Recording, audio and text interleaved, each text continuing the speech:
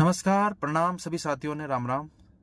साथियों, मैं बबलू जांगीर, राष्ट्रीय किसान मजदूर महासंघ से प्रदेश महासचिव राजस्थान, आप सभी को बताना चाहता हूं, देश के कई किसान और मजदूर संगठन मिलकर एक संयुक्त किसान मोर्चा बनाया था और संयुक्त किसान मोर्चा ने केंद्र सरकार से देश के सभी किसान और मजदूरों के हितों के लिए कुछ मुख्य मांगे रखी थी, जिसके संबंध में केंद्रीय मंत्रियों से हमारी वार्ता भी हुई थी।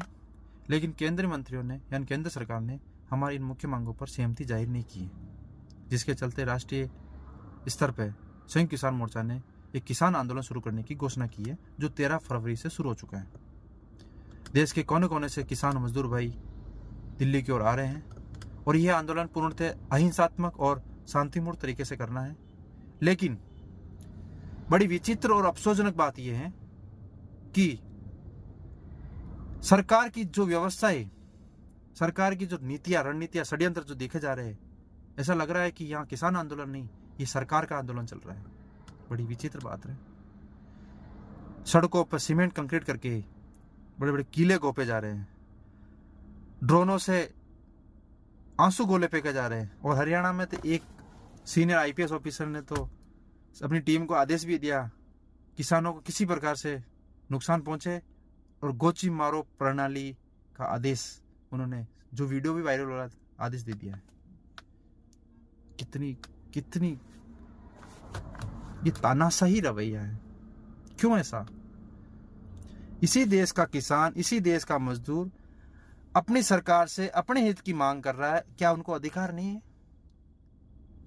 इसी के संबंध में आज ही अखबार पढ़ी, आज ही के अखबार में, कि हरियाणा सरकार से हरियाणा हाई कोर्ट ने ये सवाल किया है कि किसानों को क्यों रोका जा रहा है। वो स्वतंत्र है, वो कहीं पे भी जा सकते हैं, वो अहिंसात्मक शांतिपूर्ण तरीके से कहीं जा रहे हैं, तो उनको क्यों रोका जा रहा है? ऐसी व्यवस्था है क्यों?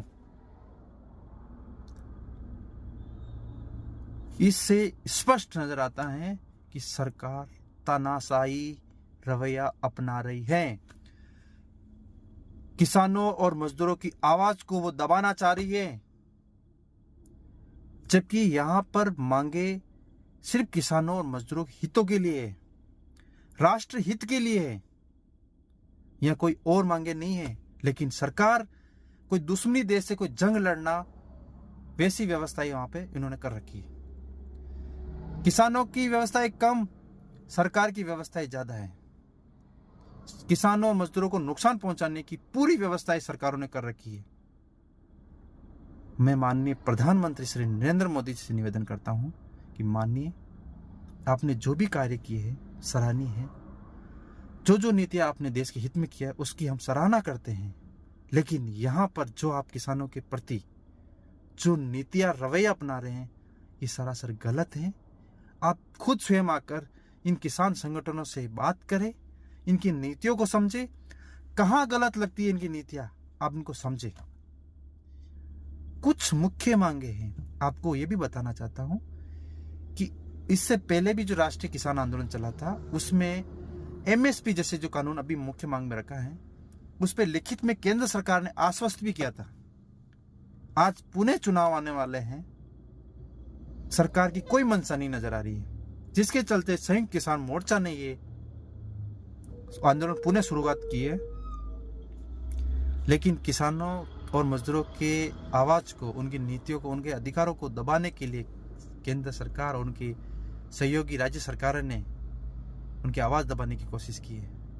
देश का सभी किसान, मजदूर, व्यापारी सब देख रहा है और अपना अपना विश्लेषण कर रहा है। हमारी यहाँ पे किसी भी प्रकार का देश को नुकसान पहुंचाने की मंशा नहीं है। हम पूर्णतः अहिंसात्मक, पूर्णतः शांतिपूर्ण तरीके से दिल्ली जाना चाह रहे हैं। हमें वहां पहुंचने दीजिए। हम वहां पे धरना देना चाह रहे हैं। आप हमारी मांगों पर ध्यान दीजिए, या तो आप हमारी मांगे मान लीजिए, या हमें आप शांतिपूर्ण तरीके से हमें वहां बैठने दीजिए।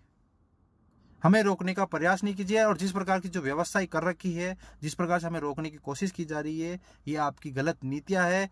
और आप हमें जितनी भी कोशिश करते रहोगे, हम रुकने वाले नहीं हैं। हम आगे बढ़ते रहेंगे, भले कितना भी समय लगे, कितनी भी हमें मेहनत करनी पड़े, लेकिन हम दिल्ली पहुंच के रहेंगे, दिल्ली पहुंच के रहेंगे। जय हिंद, जय भारत, जय जवान, जय किसान।